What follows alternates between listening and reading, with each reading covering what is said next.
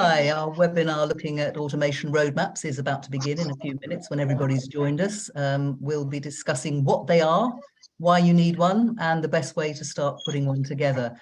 People are just joining us now, and we'll get started in a couple of moments.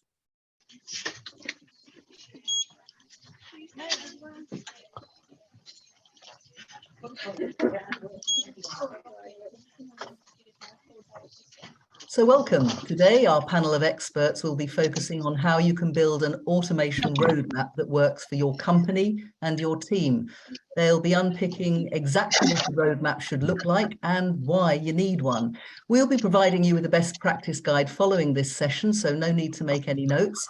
And please put any questions that you might have in the chat, and we'll try to respond to them as we go along as quickly as possible. We'll also be running a couple of polls, so please could you vote in those. I'm Sue Beersmore, and joining me today are Martin Kirby, who's Head of Credit Risk and Collections at Scottish Water Business Stream. Martin has extensive operational experience leading large-scale transactional finance teams in high-volume environments for global companies. And also with us, Blanca McGrory, and she has over 15 years accounting experience with management roles in a really wide range of industries, developing teams, project managing, and offering change leadership. She's currently manager for accounts payable for the City of Vancouver. And also today, Jamil McKissick, who's regional sales director for Use, which provides a cloud-based purchase-to-pay automation solution to a global customer base. Jamil, just tell us a bit more about you and about Use. Yeah, absolutely. So I am one of the head of sales over here at Use. I've been at Use for a little over 5 years now.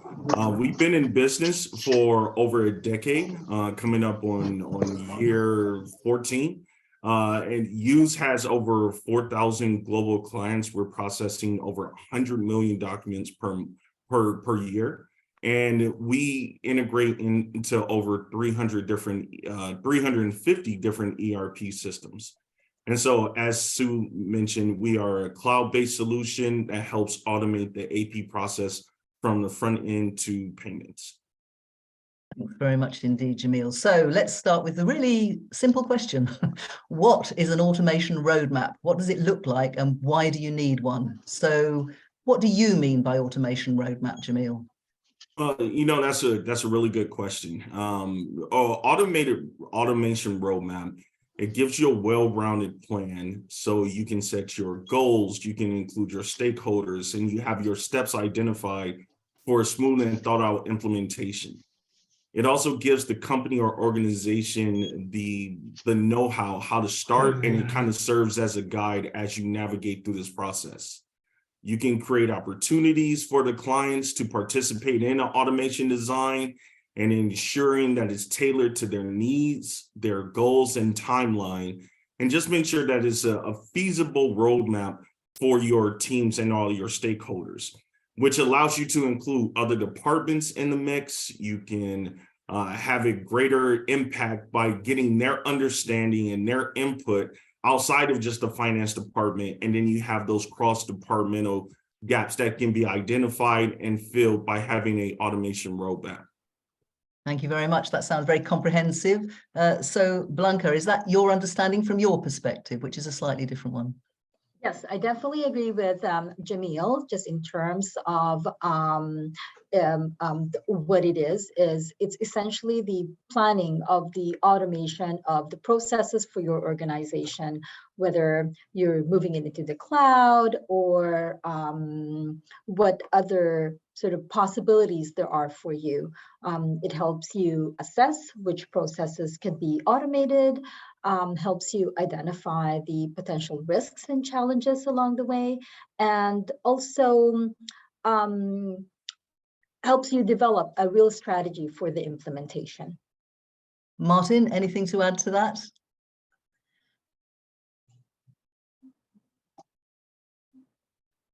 I guess Martin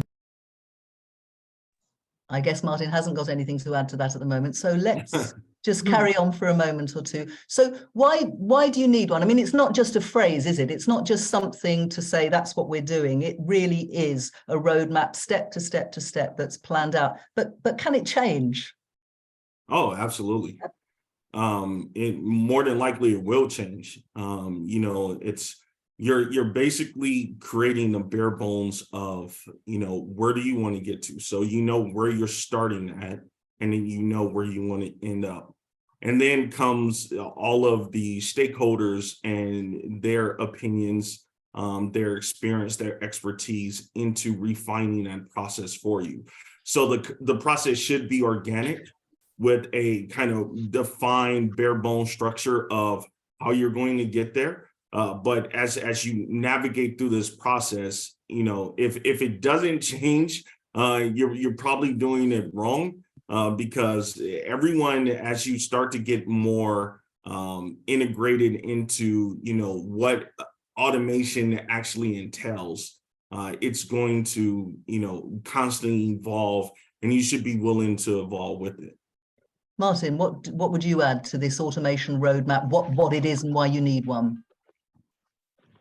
I think very similar to Jamil, definitely change management. Automation often brings changes to people, job roles as well. So I think that's a definite one that you need to be conscious of and manage well. I think collaboration and communications or automation roadmap serves as the document for that. So everyone, a place to go, a place to signpost, really important to do that.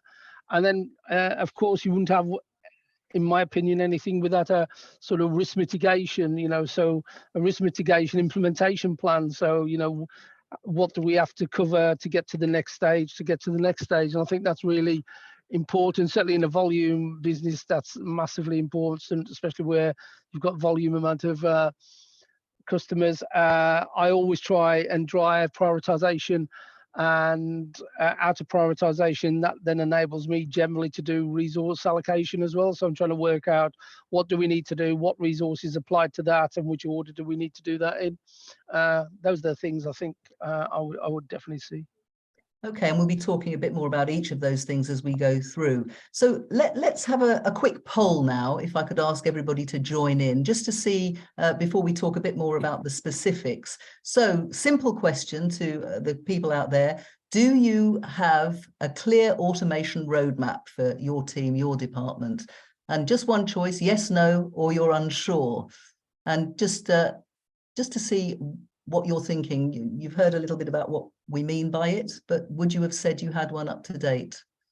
And if you could vote, that would be great.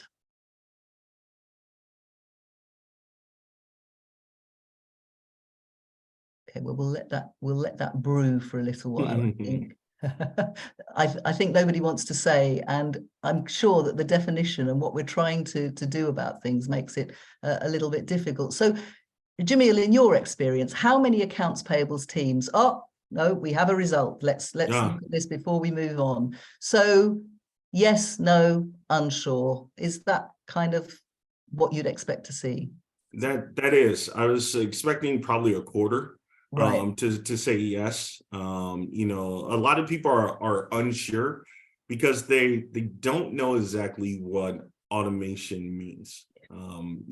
As we a lot of clients that I speak to, they have a general idea of what automation means, but they don't know if they want to be fully automated and what that entails, or if we're just automating the payment side. Like, we just want to make sure our checks get out the door faster. And so a lot of people who have a clear cut plan was probably right around that 25%, 20%, 25 percentile. And then you have some that haven't even looked at it yet, but then you also have some that are unsure. They think that they may already be automated, but they're not 100% sure what's out there. Okay, you deal with a lot of customers that come to you and say they want whatever they want, and presumably are introduced to an automation roadmap. What are some of the things that you come across? Have you got some like real life examples of people thinking they've got a roadmap, but they haven't really, or not really understanding what the term is? How does that conversation go? Yeah, absolutely. So it's more or less around one, what is your current process? And then what are your pain points? And a lot of customers feel, okay, if I can get the vendors paid faster. And so either I have a bank file, a natural file set up with the bank where the bank pays it for me, and I just get the data over to them. It's a lot faster, but then you start breaking it down. Well, how do you receive the documents? How do you ingest that into your accounting system? Is it hand coded? Do you have to chase people around for signatures to get them approved? You know, what happens if that file is lost? Do you have problems with duplicate payments? And when you start breaking it down and you get into that second and third level pain, then they start opening their eyes and realizing that there may be a better way to automate their process going forward, which they weren't aware of during the initial conversation.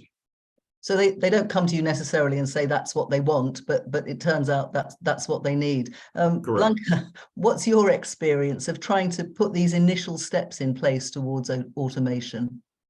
I think a lot of the times they sort of have an idea of what their pain points are. So like, let's say, for example, I know that a company that I had, this is very common with the companies where we have implemented automation, is they just want to get rid of paper. And so, you know, like Jamil said, it can be kind of, you know, like, is that a fully automated solution? Or is that, you know, like sometimes they think that just doing uploads, like, you know, like Excel uploads or file uploads, that's, you know, automation enough, or at least it's enough departure from the current process that, you know, they're quite happy with that. But once you start a conversation as to what the future roadmap or what the future vision could be, then, you know, like they're open to all of these possibilities, and they're quite enlightened with, you know, like what the options really are. But yeah, like it starts out with a conversation, and usually what I challenge people is, what are your pain points? Like, let's start there. And then I think from there we can go into, like, you know, like a deeper conversation of what it can look like, because you know, obviously it's all of these implementations and all of these automations, it depends upon you know, like budgets, like resources, right? So, you know, things like that. We'll get onto that in a moment. So Martin, people that you come across, firms, departments, teams that you come across, do you think sometimes phrases like automation roadmap simply obfuscate, they simply hide what people really need to do, and they're a bit frightened of the term because they don't know how much work it's going to involve? I think it's quite a good statement. I think, yeah, you're correct. I think very few will think it's about improving accuracy, it's about reducing processing time, it's about increasing data visibility, or generally, you know, in a regulated environment, it's about enhancing compliance. I think the guys earlier hit the right note by saying, you know, you really got to understand what those pain points are, but combination of the pain points and the objectives together. So what are we trying to achieve? Is that going to be a less paper environment, as in the previous example? And if we're going to do that, what's the overall objective of that, and bringing that together? So I think it's a combination of the pain points, but then really looking at those objectives and then start assessing those, which ones are going to deliver the better quality or the better enhancement for the customer in my world. Would you say that AP can set off on this automation roadmap by itself as an isolated department? I mean, talk about that integration piece. I think AP is a great place to start because there are a number of facets of that. I think where you have to be really strong in AP is you really have to lead that automation from the front, and sort of corral people down that automation route to try and get the best out of that, really. If you're going to wait for them just to contribute, or you're going to wait for them to accept that, then I think that'll take a lot longer. I think you've really got to get them to buy that in. You know, if you're generating a lot of documents, you may just want a very simple place to A, put them, B, view them, C, know where they are in the process, and that goes all the way back from purchase order management right through to payment. We've heard today it's about making payment on time. It's about making payment at the right time. We want to make it at the correct time, and you know, it may be that one place to see where all that flow is a great place. But I think AP is an absolute first place to start generally. Either HR generally or AP seem to be technically the two places. Invoicing in my side on finance, order to cash is also a good place, but we generally move towards billing rather than the other parts of order to cash, because billing generally is again a nice, easy, automated place to start. People want to see their bills, touch them, feel them, and pay them, and they generally want to do that all in one place. So yeah, I think P or billing, I think to me, are great places to start. Jamil, you were nodding. What's your view on the AP plus the rest of the organization? You work with some big companies. Yeah, starting with AP first, as Martin said, they tend to have a lot of moving pieces. And so they're constantly, having documents imported into their system and then putting it into an accounting system. They also engaging IT because a lot of times IT, whether it's a on-prem solution or even a cloud-based solution like Use, they want to understand the security risk around it. And so, a lot of times having those departments involved on the initial discussion will make a process go a lot smoother. A lot of times, AP will run it, and it really just depends on the size of the organization. Some more smaller mom and pop shops, may not have a very robust AP department or an IT department. And when you start getting into those, mid-size and larger clients, there are a lot more departments that, have a lot more input. And so being able to automate it, because it's not just payables that you're automating, there's other, documents that can be stored or routed through for approval. And so having more buy-in, it's more beneficial for the company because now the company can run a lot more efficiently. Can I ask all three of you, because sometimes the things that go wrong are the things that we learn from best. Have you come across companies, people, departments that have started in the wrong place? Have you got any examples of that? Jamil, can you bring any to mind? We've had a office manager start first, and just wanting to. They were tasked by the CEO to figure out a way to automate the environment of the corporation a lot faster. They started down this process of going through Use, and then it took a lot longer. It still went through, but it took a lot longer because after the office manager viewed it several times to make sure and ran through a gauntlet to kind of narrow it down what they wanted, then they brought into AP, and AP had a different set of requirements. And so you pretty much had to start over from scratch.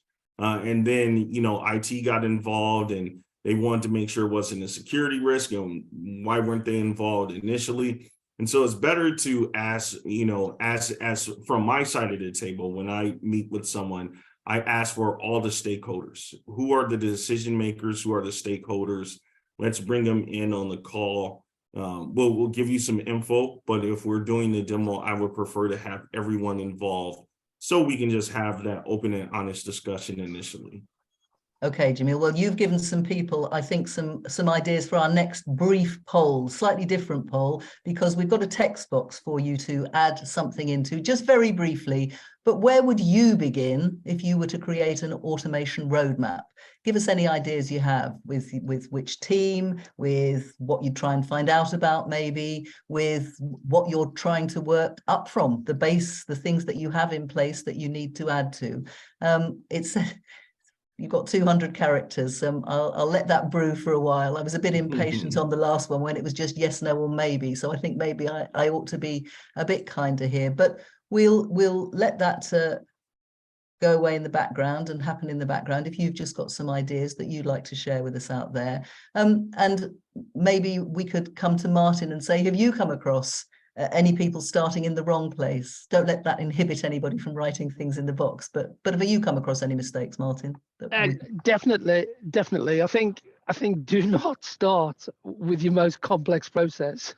That would be my very best advice. Is Starting with complex processes will be overwhelming and take many times to design and redesign, and is likely to end up in failure.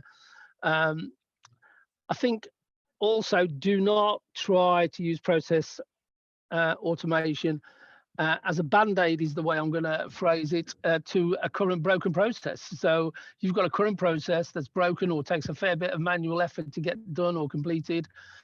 Then don't think it's just going to be easily to automate that. And I think the guys already mentioned is that don't start without the correct stakeholder involvement, which is the regular stakeholder involvement. And we touched on using IT, cyber essentials. These are all key things. I don't think many organizations would do with that. Many organizations will use an integrator, so lean heavily on the integrator to make sure that none of those things get sorted out as well. But definitely nothing complex. Definitely no band-aids for anything that's currently broken, and definitely include the stakeholders is where I think I'd go with that. Okay, well, Blanca, do you have anything you've come across that you'd like to add, or view that you have about what to avoid most, as it were, and then we'll go on to with what you shouldn't avoid? Well, I can definitely relate to everything that Jamil and Martin have said, and I personally have, experienced all of them. I think that, for me, it's always good to start off with your current process and assessing what that looks like and where the gaps are and where again, like where your pain points are, because like Martin said, no automation can really fix your broken process. If anything, it'll just highlight that. And I've seen that time and time again. Also, one of the things that I have experienced in the past is, I think within AP or within finance, we're talking about, automation and this great big project and so on. And then when it came to presenting it to kind of, the bigger population, like your CFO, your CEO, well, they have other ideas, right? So I think when we're talking about automation roadmap, it's not necessarily just a finance automation roadmap, but essentially a more holistic, like as an organization. So I think that's, that's a good place to start that conversation as well. Okay, well, I don't know if anybody's come up with any ideas or whether they're just going to rely on the experts, but if there is anything from that poll, I think there were no answers. No, they want to hear from you guys. That's why they're here. So let's move on. And that's perfectly fine. Perfectly fine. So, all right, we've got the experts. You are the experts. We are not going to make mistakes. What factors should be included? Let's work through them. You've all mentioned them in various ways, but the people, the processes, and the tech. So shall we start with the people? What do you have to consider when you're thinking about what the team is going to be feeling, doing, needing to learn? Blanca, you kick us off on this one. I think for us is always have to be careful as to what automation looks like and what does that mean for them. Like I'm in the middle of a automation launch right now. And I think throughout the project, we've always been cognizant of how does that make them feel, like the mention of, automation, robots, and so on. And I think that you have to be very, at some point, be transparent and be open as to what does this look like. How would this impact their job? And it's not necessarily, and what I always say is it's not about eliminating roles and eliminating people, but it's always about bringing more value into what it is that they're doing and bringing in better productivity and better efficiency. So I think that's sort of, a good angle to present automation, to kind of get more buy-in from your staff. Jamil, do you convince people that way? Yeah, yeah. First, I have to make sure that they're open to change. Like Blanca and Martin said, It can't be a Band-Aid. Like if you're going to automate, go all in. Be open to change. You know, access your current processes, understand how you're running today, what's efficient, what's not efficient, and then what are your goals for automating? What does that look like? And who will this affect? Because you know, a lot of AP departments, depending on how long they've been in business, do not change their processes. Some have been doing the same process for 20, 30 years. And so now when you're talking about coming in with AI technology and automating the processes, there's a little pushback. There's a little fear.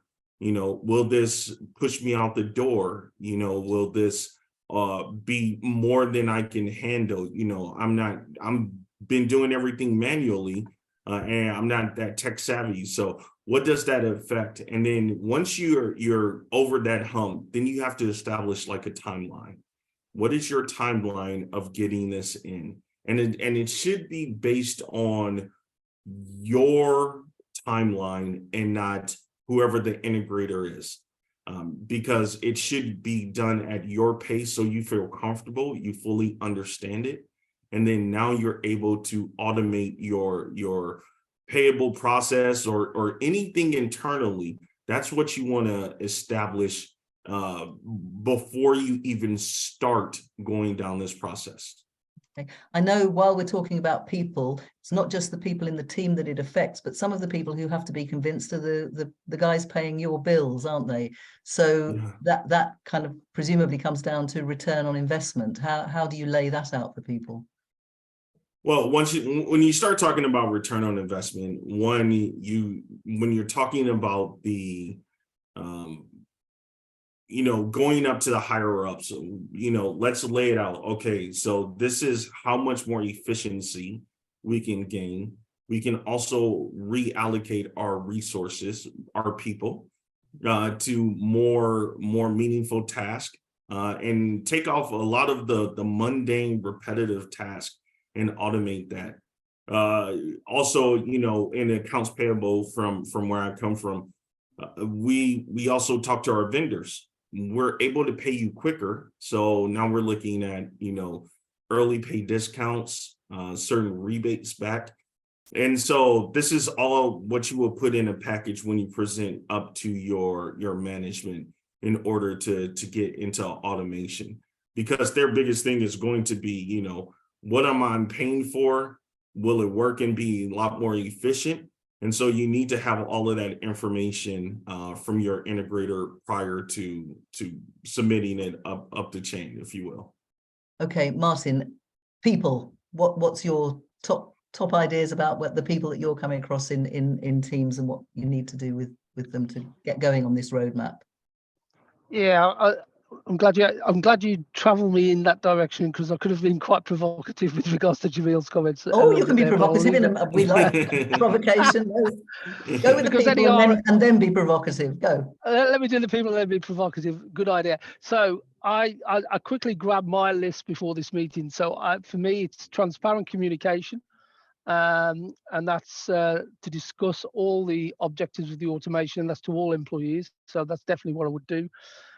Then start to get some proactive involvement in that, really start to get them involved in that. And I think once they start to touch and feel, then they'll start to be part of that. You've got to really spend time, if you haven't got one in your team, invest in one, but someone that's really going to manage that communication. Clear comms on a regular basis is really, really important. I think the other thing that spins out of this as well is really start to look at education and upskilling, because some of their roles may require upskilling following an automation pathway. I think that's really, really important, and provide opportunities for employees to want to contribute and go into that as well. And then I think you can't do this without what I call a JIA, a job impact assessment. So you've really got to look at what are the current roles and what's the impact assessment of that following the automation, and involve people in that as well. And what you'll find generally in most terms is the automation will, and we alluded to it earlier, will provide new roles or new jobs. So it's then starting to look at what that part of the org chart looks. And then, if you haven't got it again in your teams, go and buy it. You need a lot of change management support. It's not an easy thing to learn. It's not an easy thing to teach. And you've got there's some great experts. And then for me, underlying all of that, the thing that all the fulcrum that all sits on is just a continuous feedback loop. Keep pushing back and keep feeding back and keep taking that layer back. So that's the people side for me. Those were the things that I would make sure that were in my program. And how did Jamil prod you? When you're doing an ROI, and I think we talked about discussing it upstairs, generally for an AP team or for any sort of subset of a finance team, and if you're going to do automation, finance teams are usually a good place to start, because you know what, they really understand ROI really, really well. Profit, loss, cost is really, really part of their day-to-day, so they really get it. But ROI and a project plan will talk about FTE, people, and will be a significant part of that. And I like, the words that, will change the skilling of that. But there's going to come a time when you're doing this sort of automation where that's not always going to be the case. There will become a surplus of FTE at the end of a successful project. And then really it's about trying to, from the outset, understand how to deal with that as well, and that's from career mapping, that's from exit mapping, that's from assistance, and start to do that assistance throughout that program. No one really wants to talk about that at the beginning, but it is a clear critical element of any ROI. But if you're talking upstairs, ROI is going to talk about FTE, because in AP, O2C, 70% of what you spend is in salaries and wages costs, I would imagine, in most organizations. That was the provocative comment.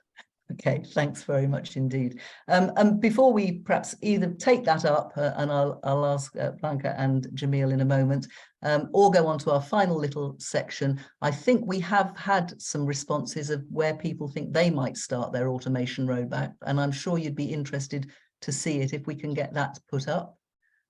I'm afraid somebody thought I was going to see it, but there's no words there that I can see. So we can't have your brilliant ideas. I'm really sorry. I'm sure they were fantastic. And you might have even changed your mind since we've been talking to people. But Jamil and Blanca, first of all, do you have anything? Do you agree with Martin about a couple of the points he made? Absolutely. I think that, I think in the last 2 places that I've worked at, I managed a group of about, like 40 people in kind of, different demographics, different age group. And, it's always a concern that, we bring in this automation, what's going to happen with these people who are, not necessarily technologically adept, and how will they embrace this change? Okay.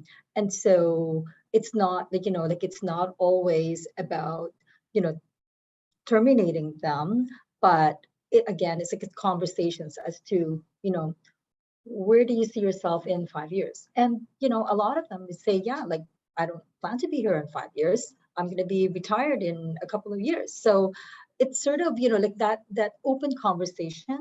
It kind of allows you to actually plan, and it actually makes it easier for you because there's no guesswork, right? Okay. But yeah, and one of the other successful implementations that I've had is we actually had a change management group who communicates that to everybody, not necessarily just the AP staff, but throughout the whole organization, as to, hey, these are the changes that's going to happen. These are the things that you need to embrace. And it's not even just within the organization. They take on the communication with our vendors as well. So earlier on, they know what changes can be expected, what are required from them, and how they can adapt to those changes. And I find that's been quite successful. Okay. Jamil, do you want to come back on any of the points raised there? Or are you happy to move on? No, I agree with Blanca 100% on that. Okay, so we were looking at where you'd start. Let's have a look. I think I know what you're going to say, but if there's anything you want to add to getting the process right, making sure that you're not putting that band-aid on outdated processes and things that don't need to be done, you have to start there as well, don't you? Yes, you have to start with your needs before you get into all your wants. Start with your needs. Access, is exactly where you're going to be. And the idea in automation was one of the questions that popped up. You want to be able to look at, where you're at today and then where you're going to be. And so look at the processes that are 100% manual, and then access to see if these are able to be automated for you. Are they mission critical? And do you need to have your eyes and hands on each one of these documents that move through, or each one of these processes? Are you comfortable relinquishing that responsibility and having it automated for you, and then focusing more on your time to where you can do more in-depth and detailed things for the organization than, as I mentioned, some of the mundane manual tasks of implementing. Anybody else want to add anything to that before we move on to the tech? Yeah, I think for me, like definitely defining what your goals are. What is it that you're trying to achieve? Because that will drive sort of what kind of project, what kind of automation you're going to take on. Okay. Yeah. And final word, Martin? No, I agree with everybody. I've Okay. nothing more to add to that at all. So. Okay, so can we just briefly look at, I'm sure one of the things that takes a lot of time to sort out is what tech you're going for. A new system, whether it aligns with what you already have, whether it's wholesale revision or incremental. So Jamil, because you have a particular view because of the industry, the part of the industry you're in, how do you view that? How should people be looking at it when they set out on this automation journey? Yeah, so when you're looking at the tech aspect, first determine what resources you would need in order to run this application or this software internally. Then once you access your needs, understand, do you need it just for a certain department, or do you need it for the entire organization? A lot of times when you start in one department, it becomes organic and it tends to grow. You start understanding how this can benefit other parts of your organization, and not just from an AP standpoint, which is typically where a lot of automation starts in a finance department. But then there are other areas, HR, security, a lot of other places that you can automate. And so once you start accessing that, then you want to find the solution that can handle that can grow as you grow as well. It will start day one where you can start accessing it, and you want to have one that's also flexible to where you can use it from mobile devices, be able to access it so you're not just 100% stationary. And so that is something that, when you're accessing your needs and then you start looking at the solution, there's a lot of solutions out there, but you want to make sure that you find the right one, that one, of course, fits your budget, but also will fit, and take care of your needs, and then also have some of the wants in there as well, so you can have a perfect solution. Because if you're going to automate your process, you might as well do it right. Okay. Blanca, what would you add to that when you're looking to sort out the tech? I completely agree with that, because kind of that's the exciting part. Now you've decided you're going to automate, and now you've got, it's almost like you're at a candy store, right? Like it's at your fingertips. But one thing that I'd like to add as well to that is your partnership. It's not necessarily just the solution, but who are the people who are actually going to help you implement this? Who are the people who are going to help you develop them? Like, do they have enough experience catering to your kind of organization? Because, like sometimes it's all kind of, good and dandy, and it looks, like very, very enticing, but it may not necessarily be a right fit to your type of organization. And again, like I've had some experience with that. And like your consultant, just make sure that like they have the time and they also have the right skills to be able to help you implement it and sell it to the rest of the business. I think that's critical. Martin, what's your view? Slightly different to the guys for me a little bit, although it touches on some of the similar themes. So I think you've really got to understand from your business needs what your house quality is. So it's a good old lean term that we use. Create your house of quality from your business needs. That means that you will identify the opportunities and the challenges very quickly into a house of quality. I think then simply for me, it's conduct the gap analysis between the current infrastructure and technology that you're doing, and then what new processes that you're doing, and how you want to improve those. I think today, because the tech is so immense and it's so fast moving, then I wouldn't do anything without a simple POI or a POC. So really look at that house of quality. I want to improve that, and then do a simple POC to make sure that will make that work. And then once you've done the POC and you feel that will work, then really start to make sure, how can I scale that up? And if I scale that up, how is that going to work? Some organizations will also want to look at what their equity framework is and their capital budget is, and when they can afford to do that. And then that will feature highly in the business plan. When you do that, I tend to look at that right from the outset. No point trying to suggest something if we can't, if I've just gone and put a billing system in that's got an ROI of 5 years, then there's little room for maneuver, so it maybe is worth trying to understand what that overall equity ROI plan for the business is. That's where I would go.